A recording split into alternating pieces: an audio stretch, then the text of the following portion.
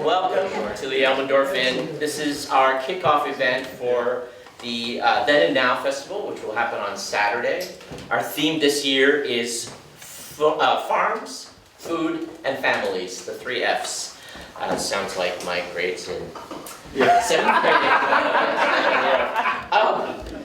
We get to do a lot of wonderful things in this organization. One of them is to foster this building. The other one is to collect all sorts of wonderful information and historical artifacts from our community to preserve for posterity, which is great.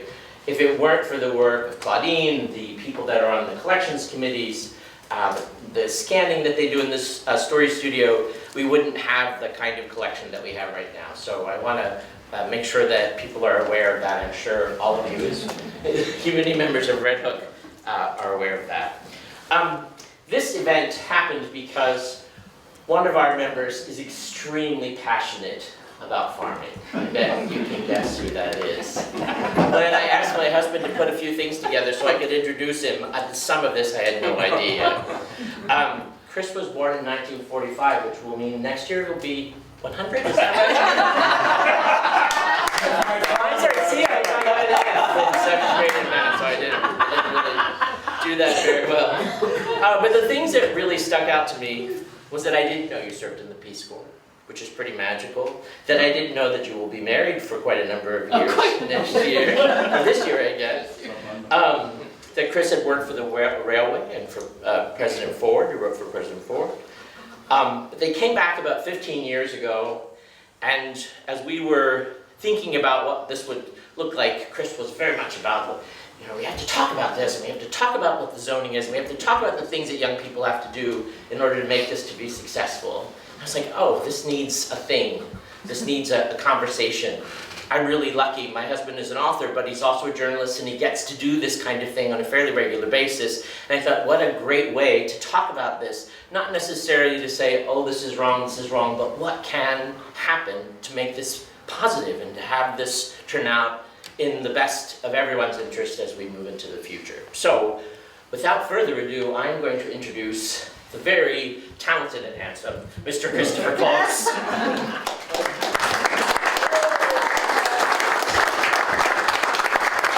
I appreciate that very much, Rick, and panelists, thank you for joining us. I have 2 passions in life right now.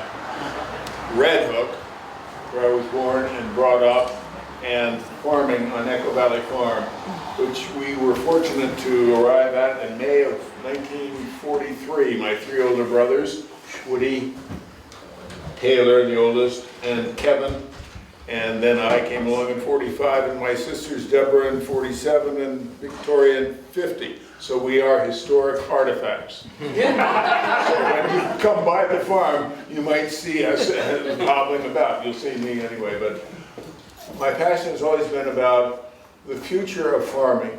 How do we farm for the next generations? Because as Alva Stickler Kuhn is out front, they were in our house. Phil Rockefeller's mother, Phil and Woody were in the class of 1956 at Red Hook Central School.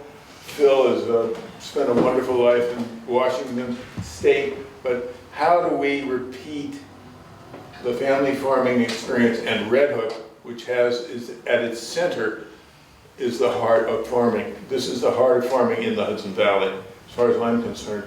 And so my concern has been that we arrived, and I, by the accident of birth, grew up and have my roots deep into Echo Valley Farm. Every inch of the 106 acres of the Saukey running through it. That's not possible these days for many people, as many people as there were. The statistics are to read about, but we've lost farm after farm after farm. The Biden administration just put in a several $billion-dollar proposal to help family farms, to maintain them. We have done an excellent job in Red Hook, I think, I believe.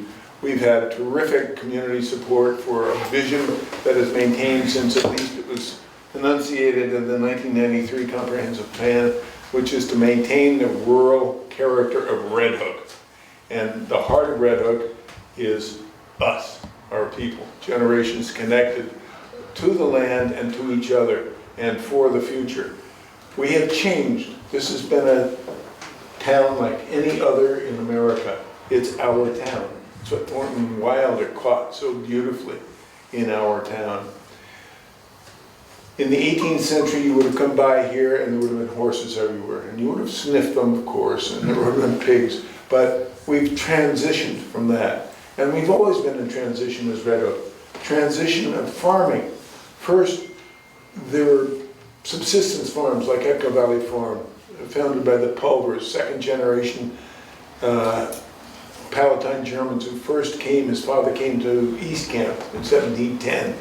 By 1745, Michael Pulver and his wife Catherine had somehow built a farm, our farm. And that's gone through 5 families, the Coons, and then sold it to the Smiths, and my parents bought it from the Smiths in 1943. We're the 5th family to be on the land, and we are only stewards. That's all any of us are stewards. And our keepsake here in Red Hook, because I'm so passionate about you all, and the wonderful reception that we've had here since we returned in 15 years ago, is to maintain farming. Farming is changing. This gentleman here, Ken, maintains an amazing operation in the teeth of enormous competition. And for many years I represented an agricultural association. And I talked to people out in the Midwest where farming is huge, of course, corn farmers mainly. And they would put in $250,000, $500,000, $1 million a year in seeds to go and plant the prairie. And they'd get ready and they'd say, it's all done. And then they'd look up, as we look up here. So farming is in transition, it has always been in transition with these 4 gentlemen.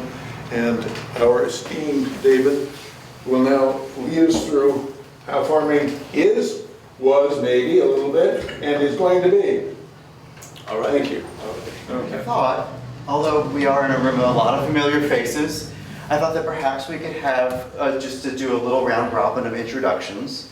I had said in a preparatory email with these guys that my questions that I'd share with them were prompts, and certainly not script, so we're going to go off script, for better or worse. Fingers crossed, right? So I'm going to start off script right away. So in addition to a brief introduction, I'd like us just to maybe state briefly a goal for this conversation. I think we've already heard one from Chris, in saying that change, is a constant. We are not necessarily memorializing a past that was static. The past was changing. The present is changing, and so I think that's a wonderful guiding principle to keep in mind for the next hour. I would say, so for myself, my name's David Sokol. Rick and I live in the Martin homestead right up the street. We've been members of the community since 2020. We kind of snuck right in before housing prices went up 40 to 200%, depending on who you ask.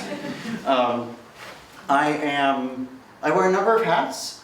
I have a 9-to-5 job with the federal government. I'm in something called the Design Excellence Program at General Services. We are the federal agency that builds courthouses and border stations, not border walls. There's a difference. That's the Army Corps. I'm obviously not here today in a federal capacity. I always need to say that. We have various rigorous ethical training about such things.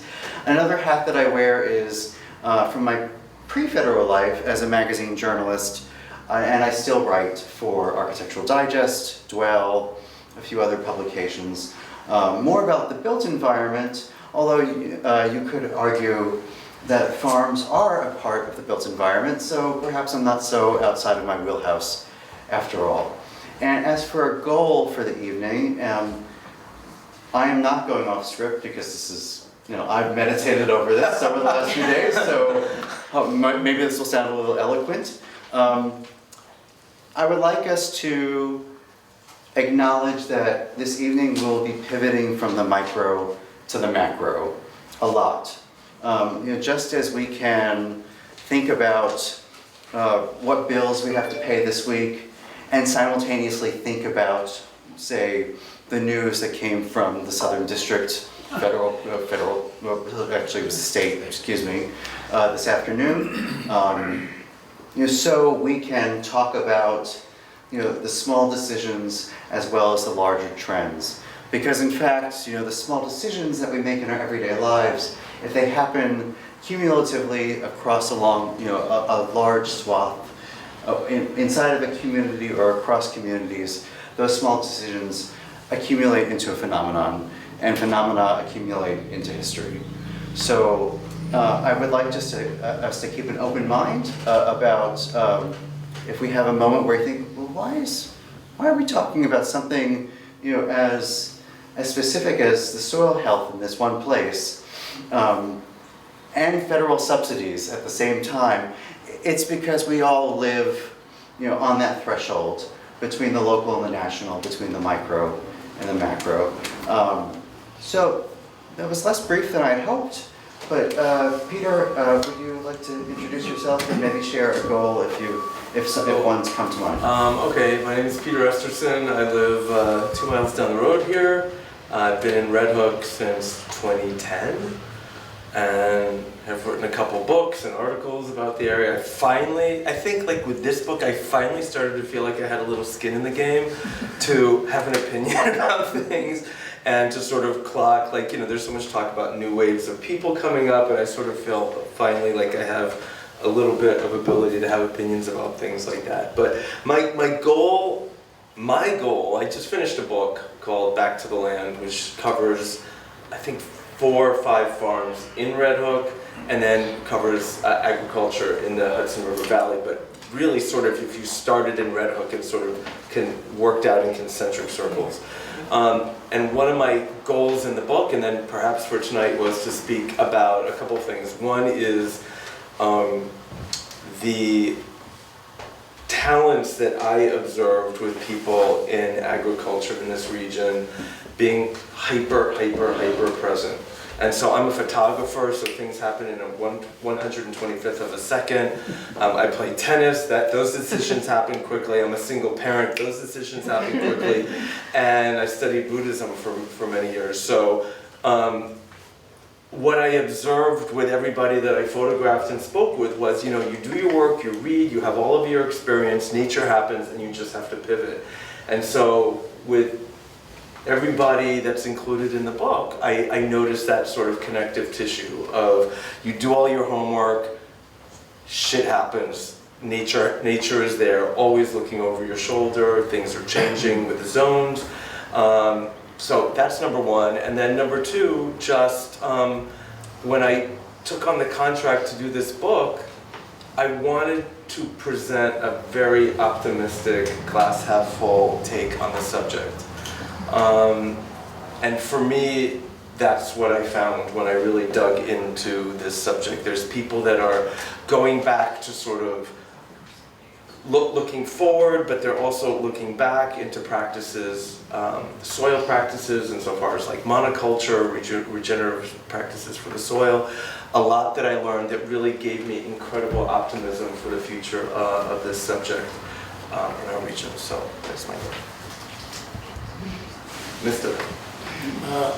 Ken Miccarelli, moved here from the Bronx June 27th, 1970, onto a dairy farm, and then we returned. My family had a farm in Bronx from the early 30s, and my dad was still part-time farming in the 60s. In 1975, we returned back to vegetable production. I was 15, and I started marketing and growing the business in different ways. Maxed out at 1,000 acres at one point, doing 50 farmers markets in New York City, and we toned it back down for several reasons. But as far as my goal for myself is to figure out how I'm going to transition the operation to the next generation. So, it's kind of difficult to, I've had one farm up for sale, and been in contract a few times, and I backed out of the last one because the gentleman was gonna ruin the farm, and it was the orchard on Gusky Road. It was gonna be a cannabis operation, and I could have taken the I'll look at money. the cover of the book, because it's Ken's Farm on Gusky Road, that's the cover of the book. Anyway, so,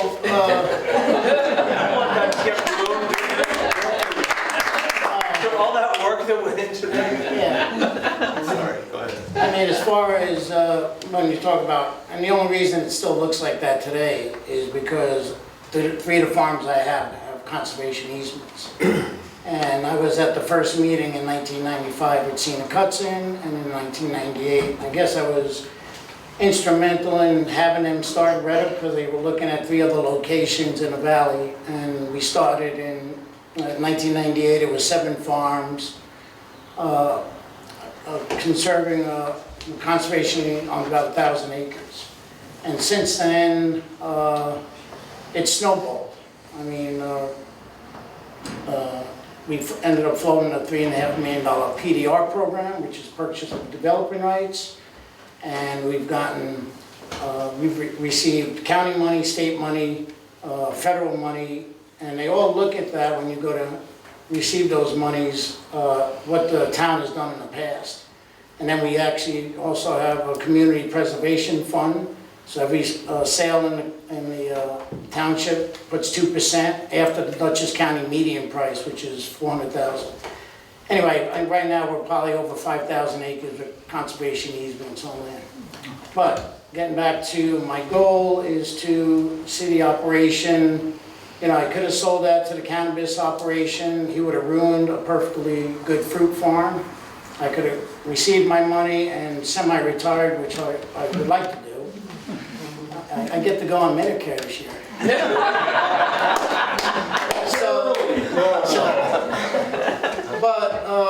So I'm working in that direction. I've talked to other potential buyers, and what I'd like to see, because I have a Hispanic workforce with 20 plus men, and we have 5, 6 families. We have kids ranging from some who haven't started school yet to one who's graduating high school and everything in between. And they found a home here in the valley and on the farm.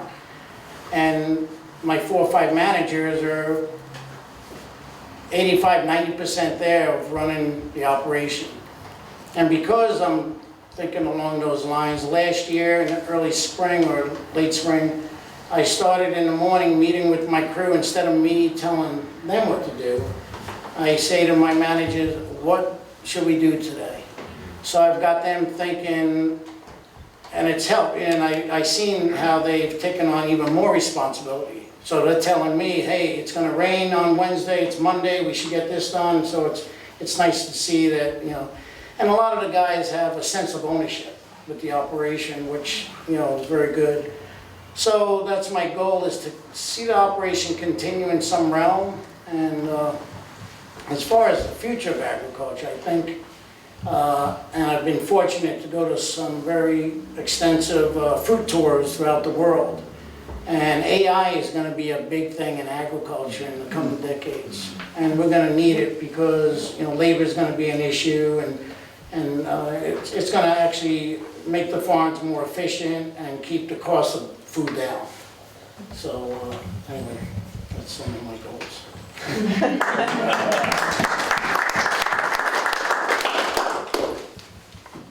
My name is Sam Phelan. I've lived in the Hudson Valley all my life, and I'm not a farmer. Although those of you who've lived here a long time know that I was associated with a place called Taconic Farms, but that wasn't farming. We can get into that after my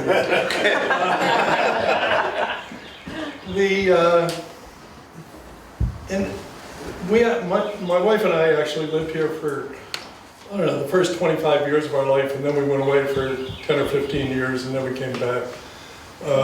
And I will say that I saw quite an evolution in farming, really in just those few years, a couple of decades. When I was growing up, my friends had apple orchards with big trees, and ladders that you had to climb up in order to get to the top. Yeah, right. They used to spray DDT all over the place for us. Okay. There were a lot of really different things going on at those times. They're not there now. We've got dwarf trees. We don't use DDT. We use, I don't know, do we use other things now? Oh, yeah. Yeah? But they're very low toxic compared to Okay. 20, 30 years ago. Yeah. Markets have changed. When I came back to Red Hook 30 years ago, we were going through the comprehensive plan and coming up with a new comprehensive plan. And I remember there was a guy by the name of Bob Gregg who owned a relatively significant farm here in Red Hook. And he was championing an idea that was called pick your own. And it was the beginnings of the evolution of the farm from being a wholesale operation to becoming a retail operation. And he wanted things to be incorporated into the zoning ordinance that would allow pick your own, because it wasn't allowed by zoning. Zoning was actually a new thing in the 70s. In the 50s and 60s, there was no zoning and farmers ruled the roost. They could do whatever they wanted on their land. And then zoning came in and it put restrictions on farming. And I think a lot of farmers had a hard time adjusting to that, shall we say. Red Hook has a wonderful opportunity coming up in the next couple of years where we're going to be taking a look at our comprehensive plan. And it's at that time that we want to get input from folks like yourselves as to what you want to see in Red Hook. How do you want Red Hook to evolve over the next 10 to 20 years? And we want to get that information also from the farmers. It's one of the reasons why I think this is a great event tonight, is we're going to hear about the evolution of farming and also get some insight as to what will happen in the future. Those kinds of things need to be incorporated into our comprehensive plans so that we can then get it incorporated into our zoning ordinances. You know, is agro-tourism going to be a huge thing? What is agro-tourism? What do we have to do in order to accommodate that? Those are issues that we need to grapple with. And as the chairman of the planning board here in Red Hook, I get passionate about that stuff. I realize it's kind of dry, but it's really important. And it's one of the things that I've always liked about being on the planning board. You know, 90% of the time it's pretty humdrum and you're a bureaucrat and you're administering law and all of that kind of stuff. But there are times where it can be critical to the evolution of a town. And you can have an impact on how that town does its housing, how that town does its commercial business, how you preserve the farms, how you protect the agricultural soils in this town. Red Hook has been wonderful as a town in terms of being in the forefront of protecting farmland. It really has been. And I would hope we can keep that tradition going as we go forward. So that's one of the things that I look forward to here, is to begin to understand better how farming is evolving today and into the future, and then incorporate that into the comprehensive plan. Hello, my name is Sam Rose. I've lived in Red Hook for 10 years now with my family, 2 small children, 8 and 11. And we came, I guess it was a journey that got us here, but most recently it was living in Mexico, running a nonprofit doing urban agriculture. And then I was offered a job to run a farm for a wealthy person in Pine Plains, and that brought us here, and we started raising our family here. And then did the COVID pivot and decided I wanted to try something on my own, non-salary, more entrepreneurial, which is not my background. But I started doing grains over on Bud's Corners, focusing on heritage, wheat, those kind of things, and also opening Four Corners Community Farm, which we ran for a few years, kind of as a response to the pandemic.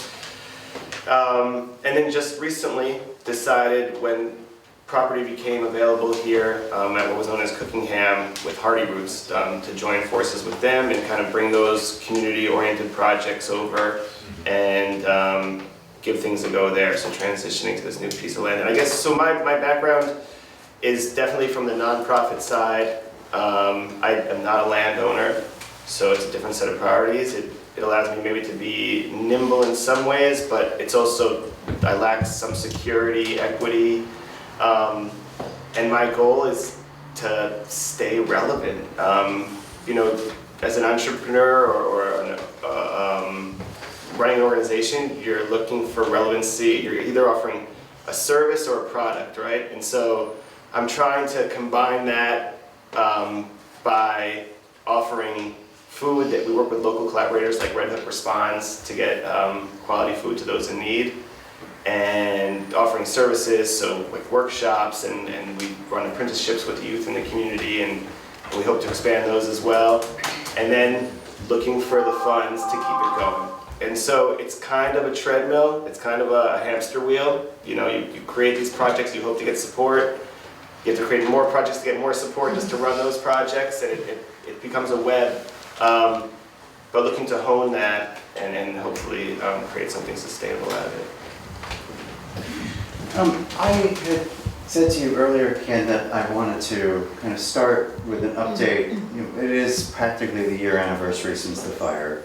And I was hoping that we could, you know, here as a room, you know, how you're bouncing back from that and how things are going.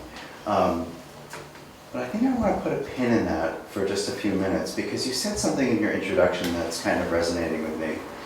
And that is, you described you know, the workforce and the change of spirit that they're experiencing, and the more emotional investment that they're feeling in the farm's success. I'm wondering, these folks, when they first arrived, you know, what can you help us sort of benchmark spiritually? You know, where that movement. I mean, when you have an agricultural workforce, you know, are people passionate? I remember a whole quote from the Daily Catch. You know, we're all nerds of the soil. I think it was something like that, and it suggested a community of workers, you know, and peers. We're all very passionate about it. And I'm wondering if that's correct. You know, or do you find that a workforce, you know, may fall in your lap, you know, for reasons that are maybe beyond folks' control, and then they ultimately grow into a sense of emotional investment, a sense of identity of being themselves farmers. That was a little long-winded, but you know, I am, you know, but since you've witnessed this spiritual development in just the span of a year, I feel like I feel like you'd have some really interesting insights. You mean about the workforce, right? Yeah. And how it became?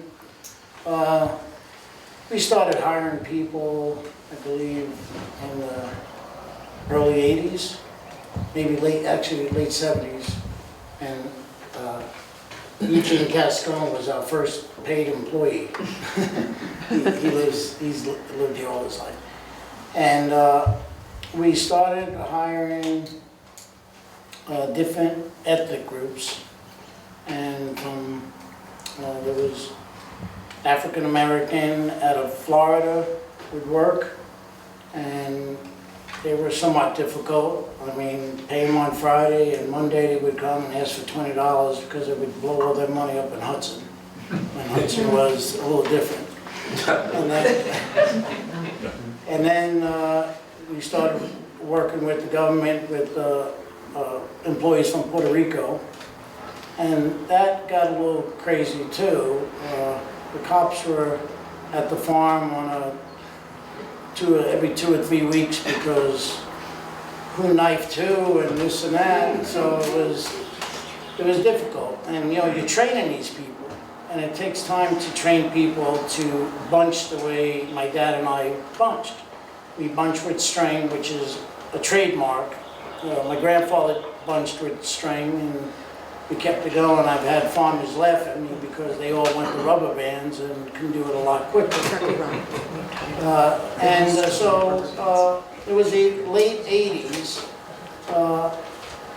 There was a landscaper, a gentleman who was a good friend of my dad, Frank LePaine, said, hey, go down to Brewster and pick up, 4 guys. And I went down there and drove down there, and there was this one gentleman, his name was Cruz.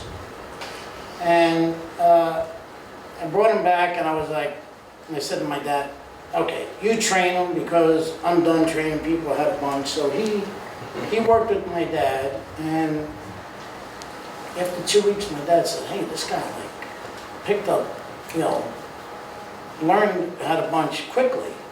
And I don't know if he had much tractor skills, but he learned how to do tractor skills and be able to back up a wagon. And it's funny how you kids say, oh, I can back up a wagon. And then you say, okay, back up a wagon. And they're like, they can't back up a wagon. So he learned quickly. And the next year, he brought a brother and a cousin. And it actually snowballed from that one gentleman in the late 80s to create, and most of them are Guatemalan, and I have a handful of Mexican gentlemen, and I think looking at them today and the knowledge that they have, because Cruz runs the picking crew, and his brother is the irrigation manager, and actually does an array of things, Edris, and then Isai was running the picking crew, but hated managing. Cruz was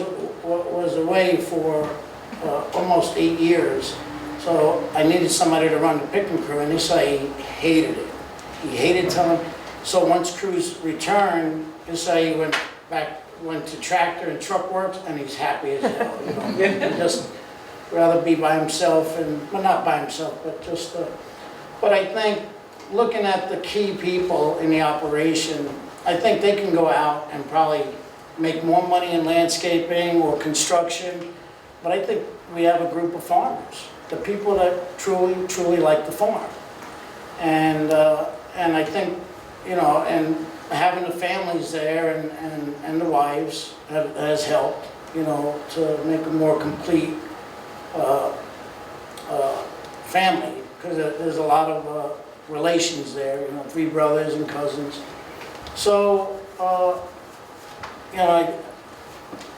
it's a pleasure having that kind of a workforce and I've toned back the hours. They were working, when I was doing markets myself and working on the farm, I was probably putting in 110, 115 hours a week, from sometime in May to Thanksgiving. And then when I purchased the orchard in '02, I needed to pull back, because I was spraying and doing markets, and I walked away from picking because I noticed some managerial skills in some of the workers, so which my dad was upset with. I was like, you got to be out there picking with those guys. And I was like, and they were doing a fine job and keeping the quality bunches, but. So, anyway, what was my point? I have a question about that. We've heard from you how difficult it is to manage and the costs involved. My concern ever since coming back to Red Hook in 2015 or whatever it was, 2009, I'm forgetful, how do we maintain farming? We cannot maintain farming without labor. Right. Though that's diminishing as technology improves quickly. Right. But where is, and this is kind of a question for all of you. There's planning involved, there's volunteering, there's community connection involved, there's writing and talking about it. And right, but the thing is, to feed the masses, I did an estimate about a week ago. I estimate that I produce about 3 million pounds of produce between fruits and vegetables. And that's a pretty accurate number. I sat down and I'm probably within 50,000 pounds. So when I estimate per family, I'm feeding somewhere 2,500 to 3,000 families, between New York City. And it sounds like a lot, but I visited a 20,000, and there's larger, 30 and 40,000 acre vegetable operations in Salinas, California. Yeah. And they're still family run. Yeah. You know, I mean, they took it to a whole nother level, and I couldn't even imagine the whole middle management and how they started in Boston. One of the farms is the D'Arigo brothers, and they do Andy Boy broccoli rabe, which I try to mimic as close as I can, because we like growing broccoli rabe. And so it was great calling them, and my dad at the time, we toured the farm, and I'm a gardener compared to what those guys are. I mean, to see an operation like that, and so my point being, my operation will be obsolete. You know, as far as AI, with an operation like that, that's 20,000 acres, and out in Western New York, there's Fowler Brothers, who grow 4,000 acres of apples, okay? And it's a family operation. So, as I said before, when I've been to these fruit tours in Italy and New Zealand with my lovely lady right there, and so seeing technology, AI, it's going to be mechanical harvesting of apples. So that's going to, and these vegetable operations in California, they're going to go, they have machines that are going to be harvesting strawberries. So that's what's going to feed the masses. And my kind of operation and a lot of these small operations, the cost of production is going to be higher for me. So I'm going to have to, when people see some of our prices at our stands, and they're like, and you can go to the big box stores and get, beautiful raspberries and beautiful blueberries at a third of the price. We can't compete with that. And living in New York State is not the easiest either. You know, up in Albany, they passed laws which, I'm part of Farm Bureau and some, American, New York State Vegetable Growers Association and Fruit Growers. And we're constantly lobbying with some of the laws that they're passing up in Albany, which are detrimental to our costs. And I'm competing with people in New York City, farmers that are from Jersey, Pennsylvania, Connecticut, and Massachusetts, who do not have the same cost as I do. So when tomatoes are in full bore and they drop price on tomatoes, they're dropping their price below what my costs are per box. Yeah. So, it's a real battle in New York State, and we lobby and we try to make people understand up in Albany what some of these laws do to our bottom line. And it's difficult when you have people making policy who've never been in business for themselves. And we have, my operation, and Chuck Mead, who's over there, and Talea, we have to worry about the bottom line every day. And when things go wrong, it gets costly, and we just persevere. And in one 45-second hailstorm, you could lose an entire crop. But farmers are the most optimistic people I know, because they'll say, there's always next year. And I think they're the most resilient people, the 1% that we are. So, The conundrum for me has always been how, and Sam, perhaps you can speak to this, how do you start out as a young person without the capital to buy agricultural land here in Red Hook, and I'm focused on Red Hook, to make an operation that is going to satisfy you, that is going to give you the equity that you and your family need and the generations to come after you, without having ownership of the land? How does that work? And this speaks to Sam, it speaks to Peter. You go on the internet dating for farmers. Now, we're not talking about tomatoes. No, at the end of the book, there's an appendices, but an appendix about resources for young people. So there are a lot of pairing sites like Glenwood, which is down in Cold Spring, where they will find young people who have a lot of giddy up and really are passionate about what they want to do, but just don't have the wherewithal to buy land in Dutchess County, which is exorbitant comparatively speaking. So there's people that have land that aren't farmers, and it creates, it's one possible pathway forward. It is, raise your hand if you've done that, we have, Yeah. and it was very successful for 5 years. What But we don't happened do after that five- anymore. What happened after 5 So years? Sam, if you can speak to this issue of what I'm concerned about is cost and the future without capital, without owning the land. How are you gonna be a farmer for your entire life?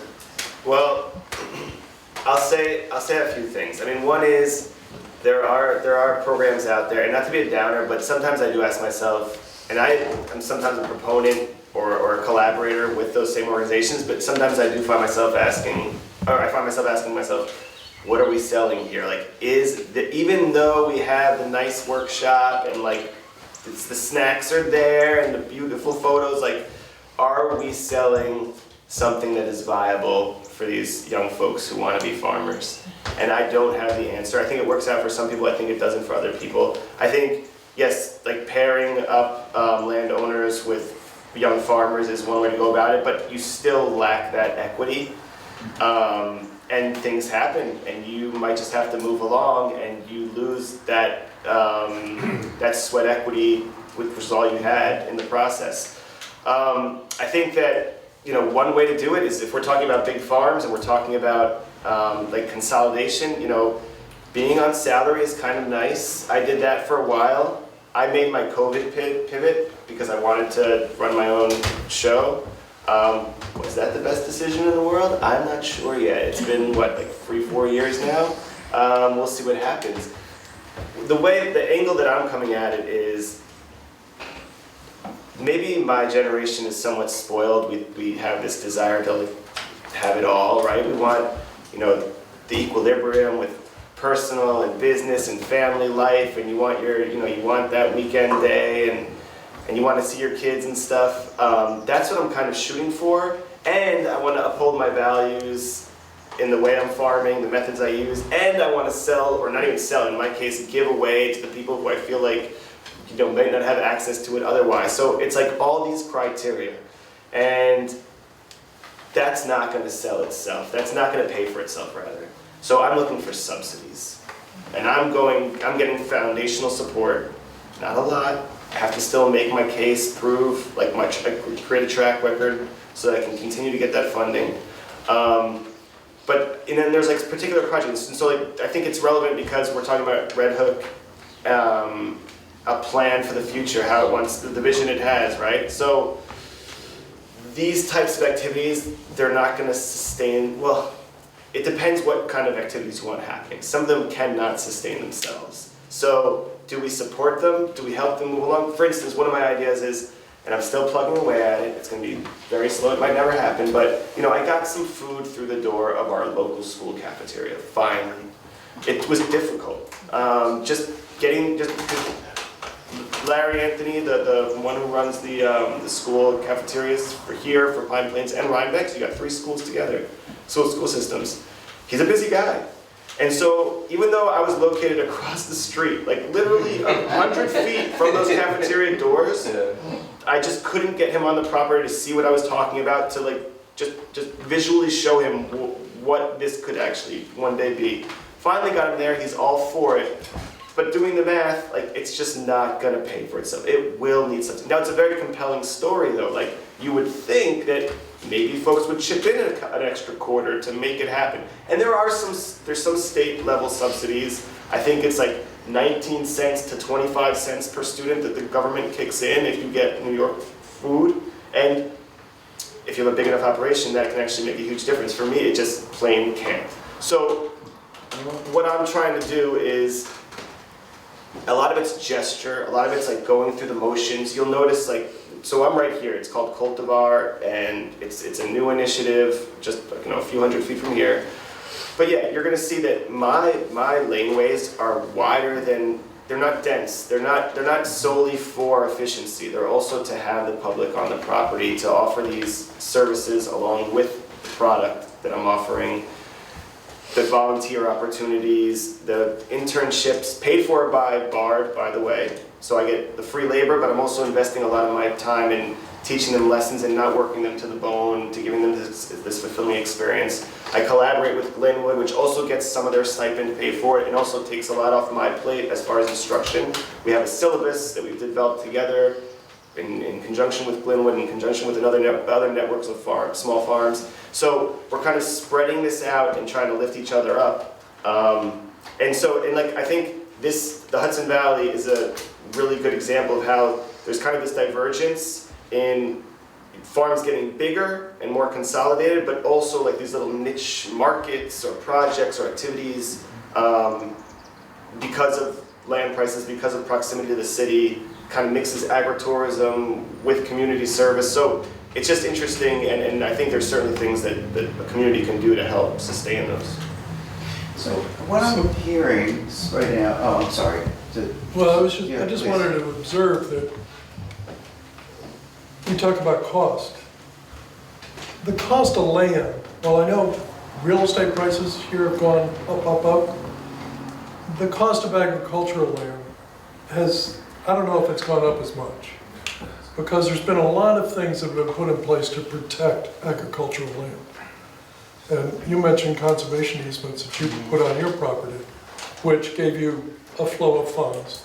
But more importantly, protected that land in perpetuity. And there's a tremendous amount of land here in Red Hook that is under those conservation easements. So that land is going to be there growing something.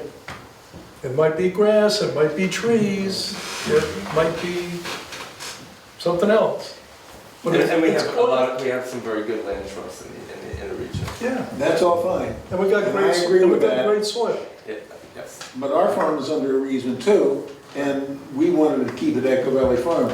But keeping land as a farm is one thing, but keeping it farming is the essence of my concern And that- about this future And in Red Hook. that's the missing element right now, is how does it evolve to become viable here? How do we play off of proximity to New York City? How do we play off of tourism? How do we play off of the great soil that we've got? And I said, selling your developing rights is a it's a short-term solution, but it doesn't address the long-term issues of Right. keeping the farm on the land. Well, it's the cost of, right now, I did a full appraisal on the 3 farms, and it came up to around 12 or 13,000 an acre. yeah, So, I heard in the Midwest, they're selling land for 15,000, which is amazing, growing corn, wheat, soybeans. Which are, those are the, it's speaking with, on a federal level, the representative, because corn, soybeans, and wheat get tremendous amount of subsidies. Everything I grow is under specialty crops. Okay? So we don't, everything is on the open market. So we're dealing with, it's like being in the stock market. It's very vulnerable. So, you don't get subsidies. we don't get subsidies. So it's a challenge controlling your costs and paying my top guys receive $18 an hour, and they have a place to live, rent-free, they don't have to pay electric or heat. I think that's tremendous.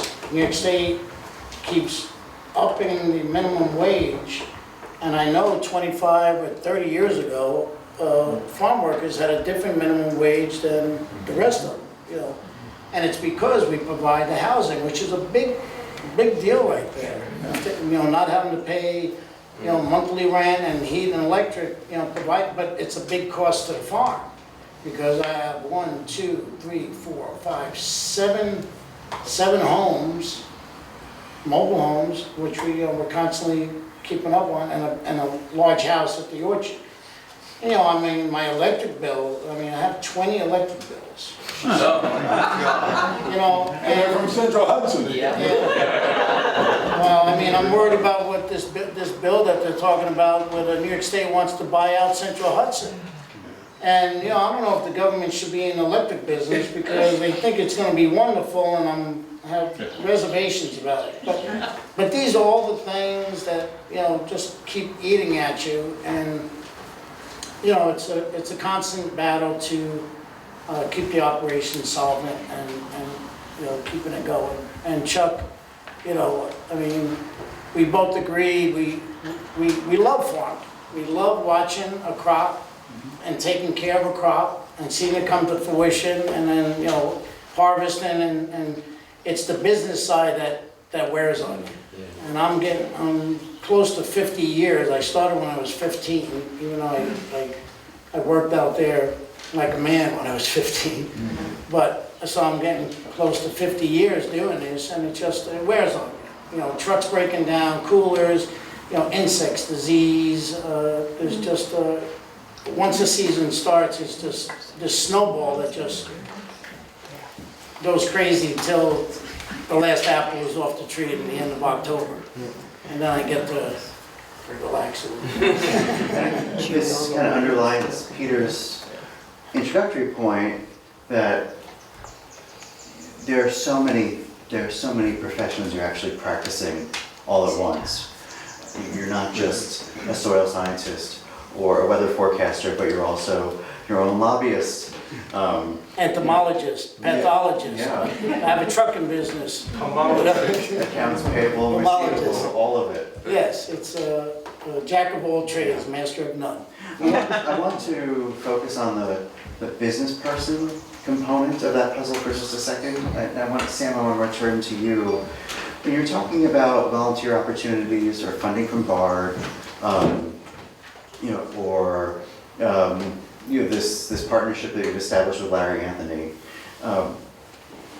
where, you know, I think as you phrased it at the beginning of the hour, you create these projects and then the projects kind of accumulate on one another, and you have to steward each of these projects in order to stay solvent. Where do the initial ideas for the projects come from? Because it seems like, you know, the point that we're making is that, and I hope Peter hopefully will talk about this in a second, there is no one roadmap to economic stability.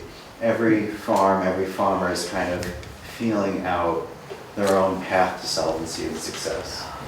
So I'm kind of curious, you know, just for you, where your ideas were. Did you have a mentor? Did they, you know, come as, you know, lightning and you know, struck in the middle of the night for you?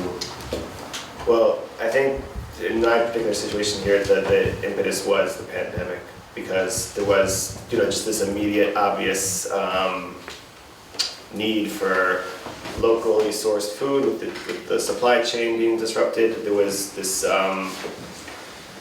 desire in the community to participate, to collaborate, and Red Hook Responds, you know, developed at the same time. So that's an essential collaboration for what I'm doing. I do not have the capacity to store food. I do not have the capacity to distribute food. So without them, it would just rot out there in the field pretty much. And I was a teacher. I got my teaching degree. I did the teaching fellows. So just kind of marrying those different interests and passions and the need that I perceived. And then it kind of is just, you know, throwing it against the wall, seeing what sticks, seeing what the engagement level is in the community. And like I said, also, is it relevant? I run the workshops because I like to, but also because it gets people through the door. And then I see, you know, what people are interested in, how we can leverage the resources we have and meet the needs of the community. We had the community garden at Four Corners, which people wanted to be outdoors during the pandemic, but you needed your space, and so that was like a perfect platform for that. I hope we can get that established here. I'm not sure yet. It's a different context, a different landscape there that we're just beginning to get to know. I was going to say, I had one more thing. Oh, and then I just, on top of that, I lived in Mexico for 10 years. My wife is from Mexico. One of my kids was born there. We go back and forth a lot. And during the pandemic also became very obvious that, certain sectors of our local population were not getting the same level of services and assistance that other folks were. And so we tried to specifically attend to that. And part of it came out just because the school system in particular was not doing it. And there was like, remember we were doing remote learning and all this. And there was no communication in Spanish whatsoever.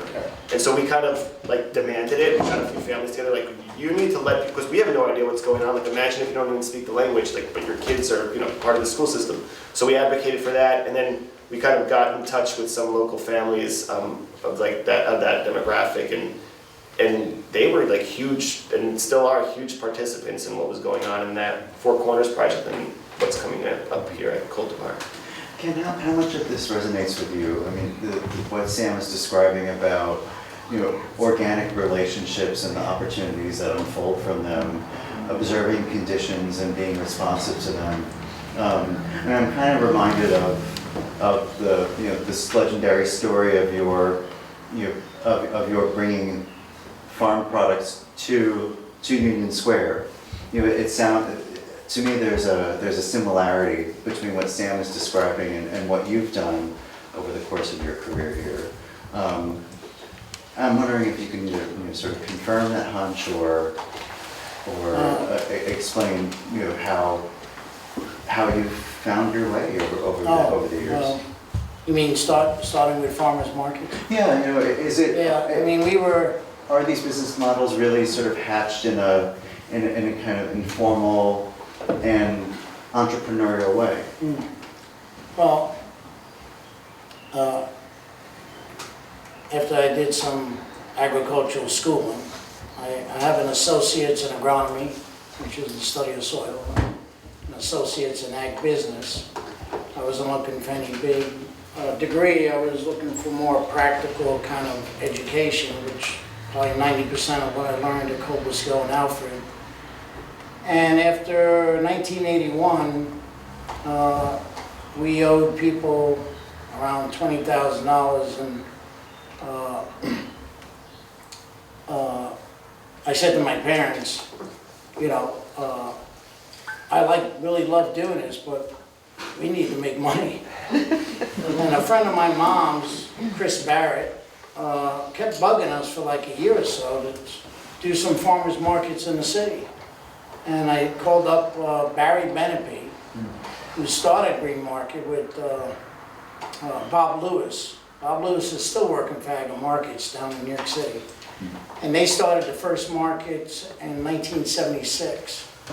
And there's still 3 farmers there from that first market. So I had a conversation with Barry. He sent me the paperwork, and we started with 3 markets. June 12th, 1982 was my first market. And there was actually the No Nukes concert in New York City. And That's why you went down there. well, actually, How long was your hair? I loved going down there to get me off the farm.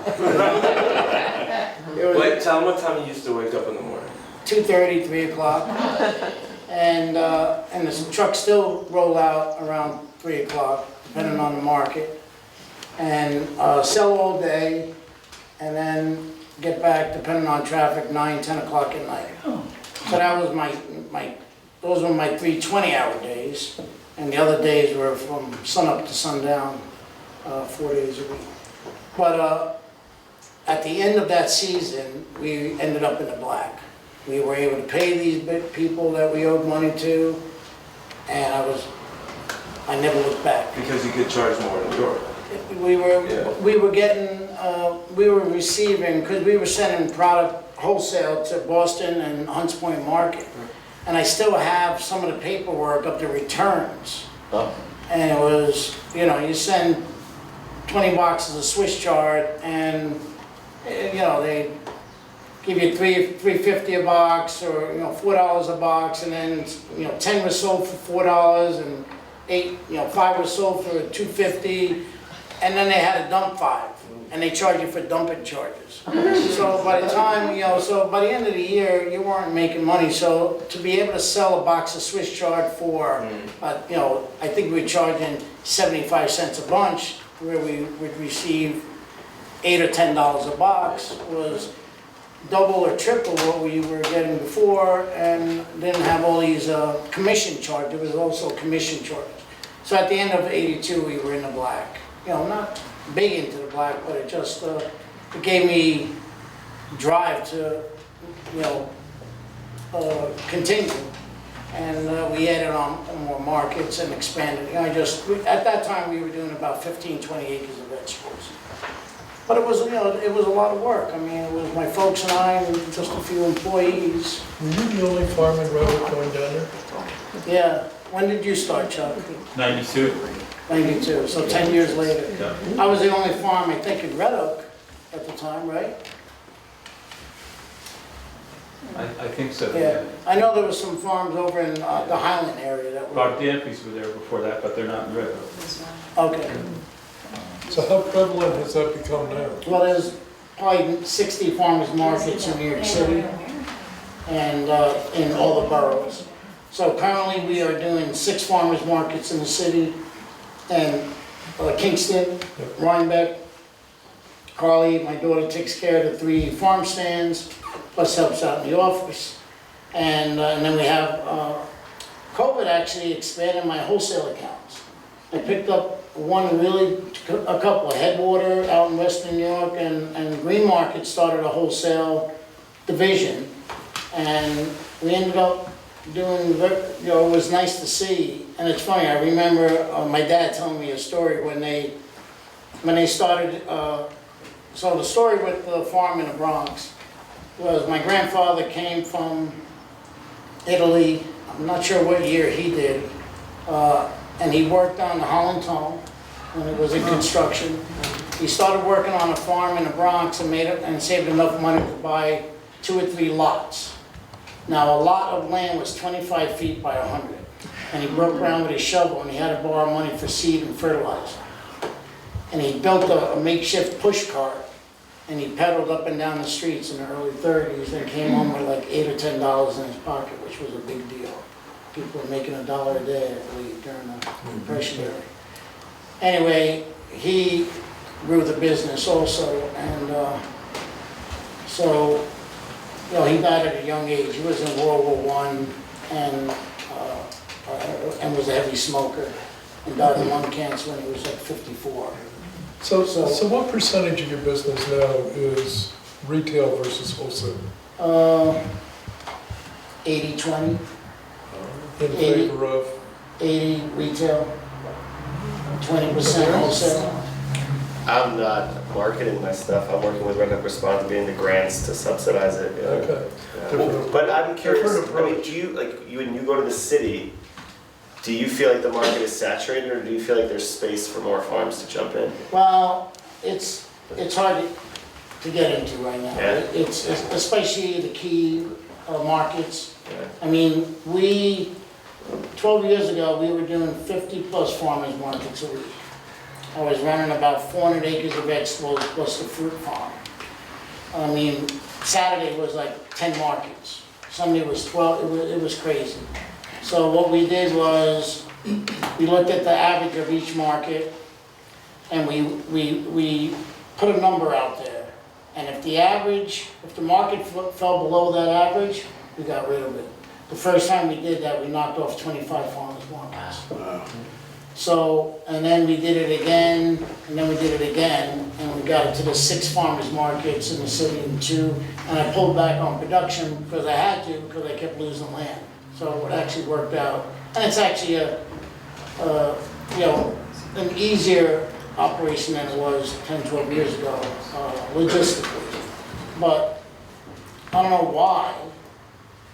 And I'm in my 43rd year doing farmers markets down there. And I've seen this, and then plateau. And then even down a little bit, and then up again, and then plateau. Well, last year was the best year we ever had at the farmers market.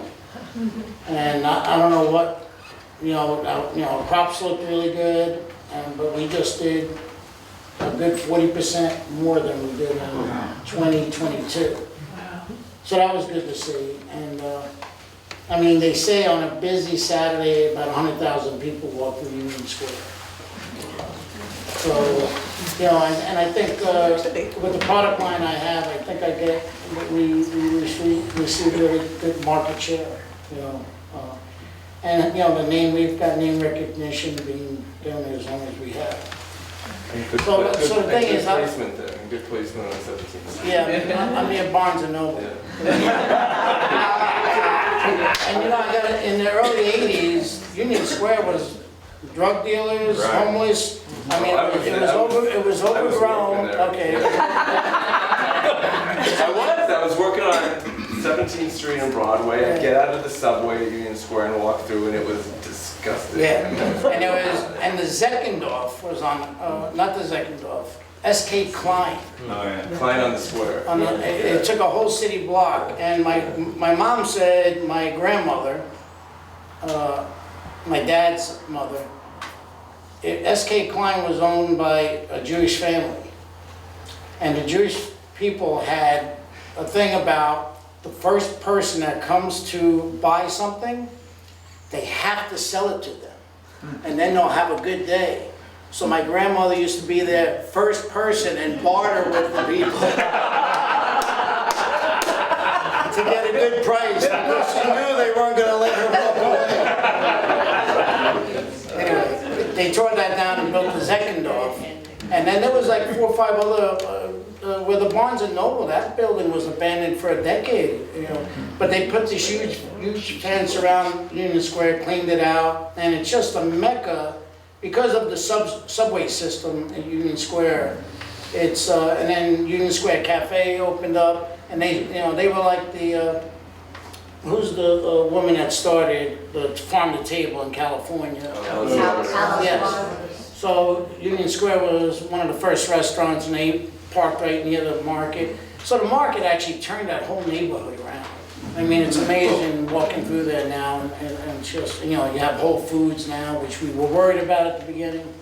But anyway, what I'd like to see is the operation continue in some realm, and the workforce I have take it over. Yeah.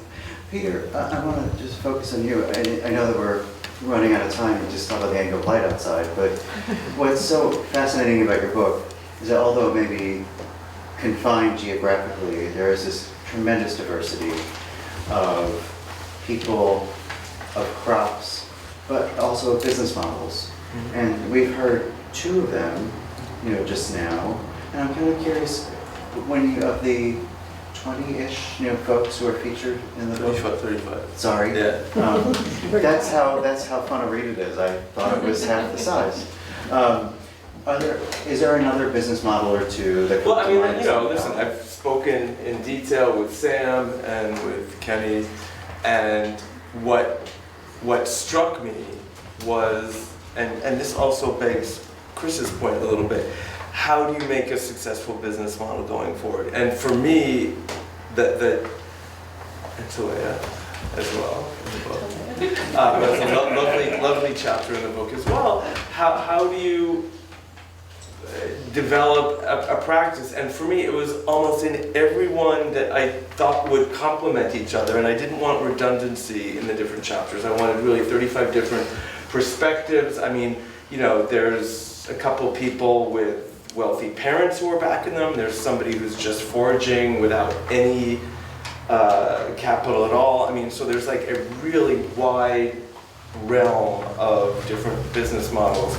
And they tend to all be, to some extent, and as we're sort of seeing here this evening as well, an extension of the values and the talents and the ethos of each person and each farm, and how there's sort of, it becomes almost on some sort of abstract and pragmatic level an expression of who the farmer is and what their values are and where do they want to contribute back to the community, where is their commitment to the soil, where is their commitment to their community.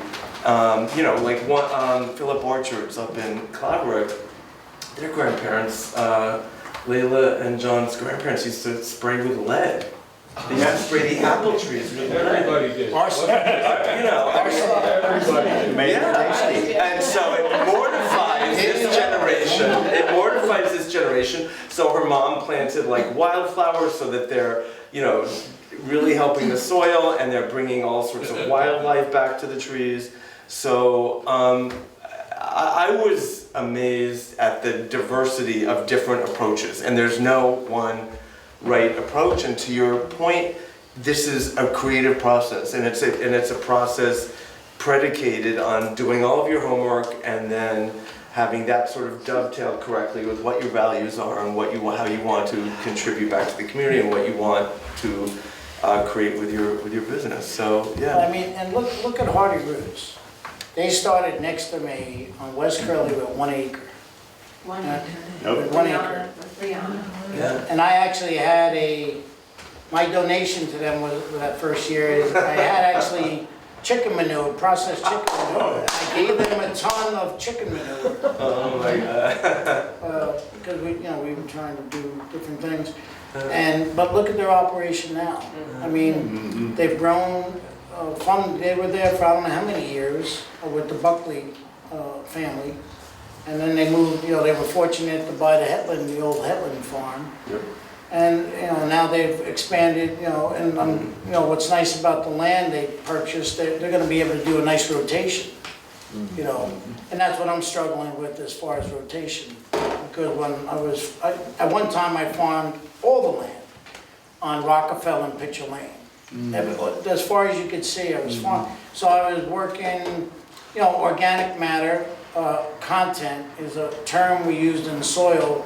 And on a sandy, gravelly soil, if you can get up to 3 to 4% organic matter content, you're doing well.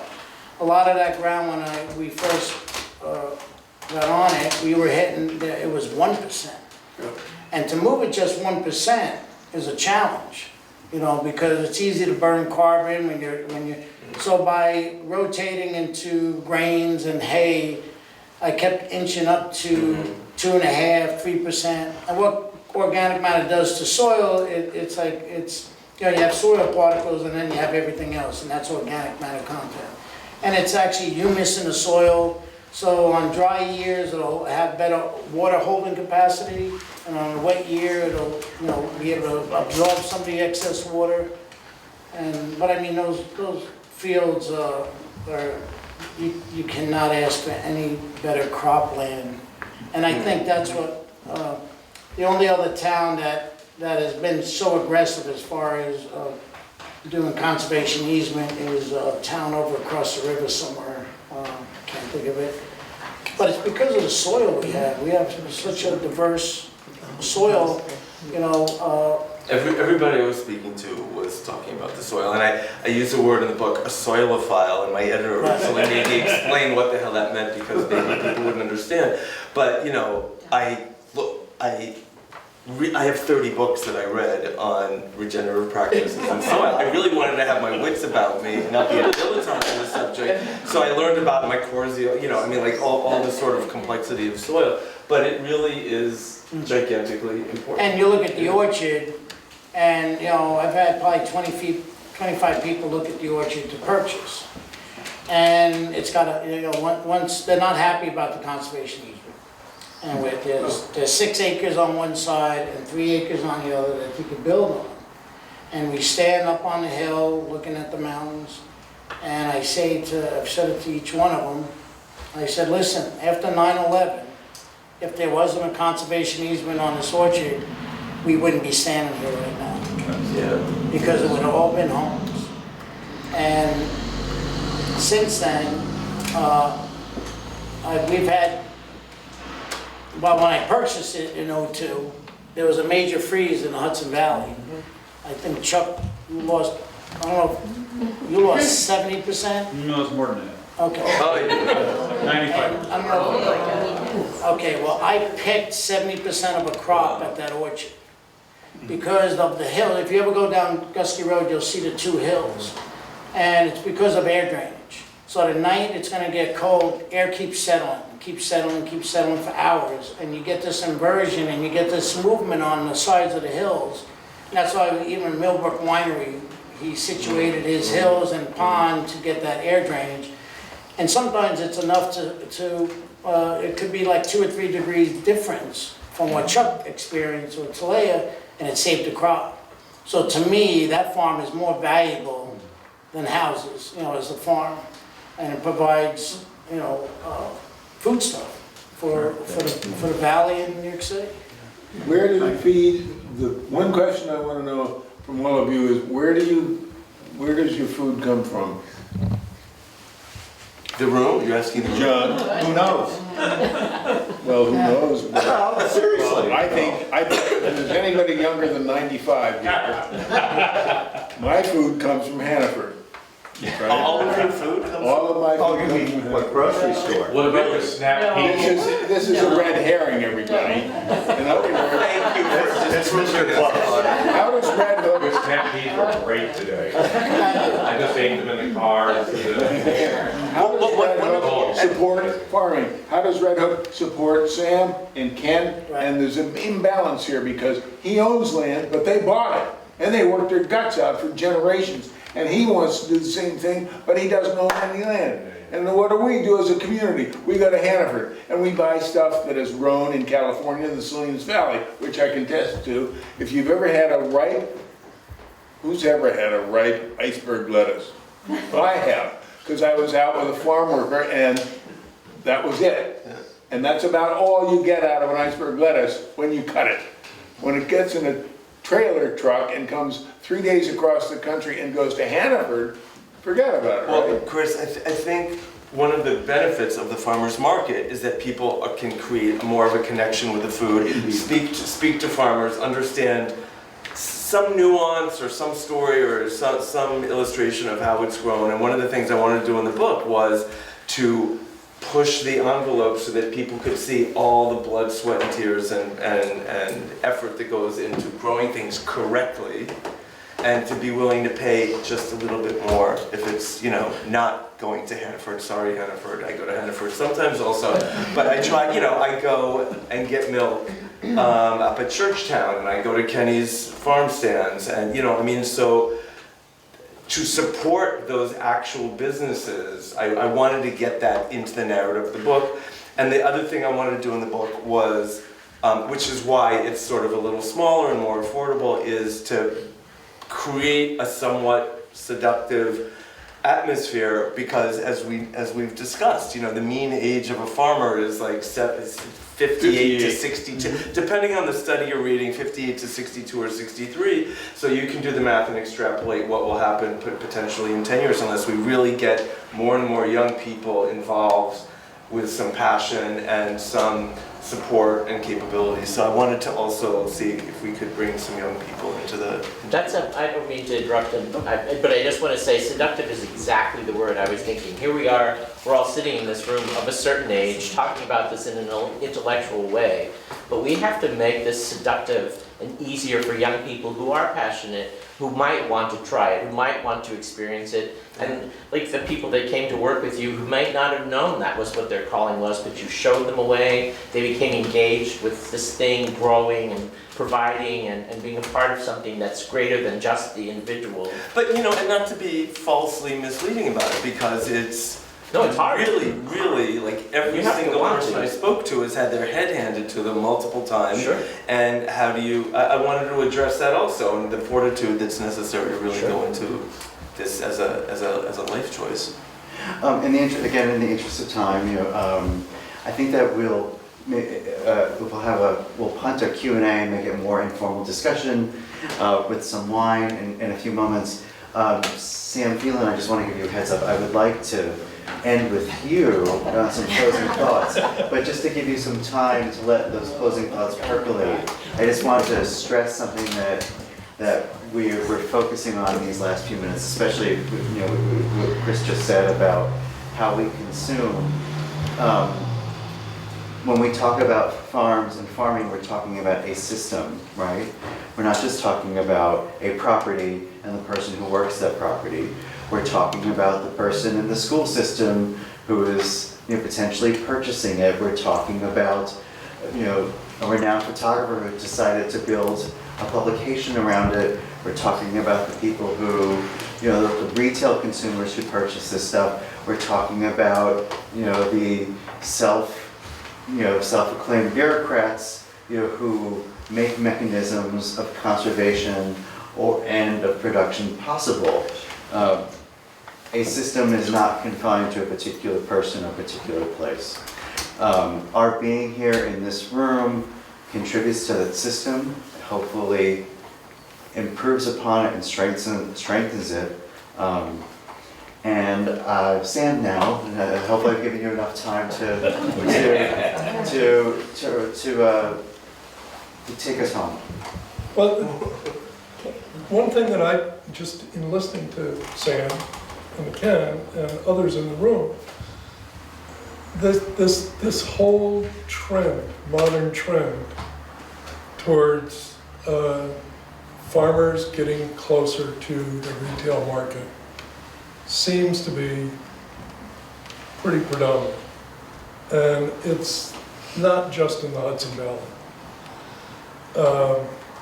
I would suggest that the Hudson Valley, though, is ideally suited for that. We're close to a large population center. We are close to I'm going to say above average income level. We can support higher prices from farms. We've already put in place a lot of mechanisms to protect farms, right? Conservation easements and all that. I think here in Red Hook, if you take a look at the zoning ordinance and the comprehensive plan as they exist today, we actually have a lot of mechanisms. I'm not saying all mechanisms, but we have a lot of mechanisms that are in place that allow farms to be more than farms. They can evolve towards true agro-tourism. And it could be that that's part of what happens when you have some of the best soils in the state, and you're near a large population center. Agro-tourism is kind of a natural. So I'm not too worried about agriculture being an essential part of Red Hook in the future. I think it's going to be more a question of what's the form going to be, right? And what's that evolution, how is it going to continue to evolve over the next 10 to 20 years? And those are the questions that we need to answer in our comprehensive plan, or in our government. I mean, Red Hook right now has a government that is really quite, I know you challenge us sometimes. It's pro-agriculture. Not every little detail. Oh my God, your face is so red, Ken. Don't get me started.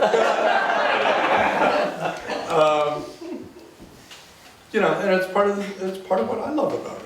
There's no question about it. To be able to get in the car and drive over to Tivoli and all you see are farms on the way there. Thank you. And to see other people that have continued to make farms viable, I think is real. Are you suggesting that the government subsidize, that the town government put together a fund for farming for young farmers? Is that right? I think what Sam is suggesting is that the creativity that is happening on the entrepreneurial level also has to happen on the community level. Thank you. And with that, thank you so much for sitting with us and talking. And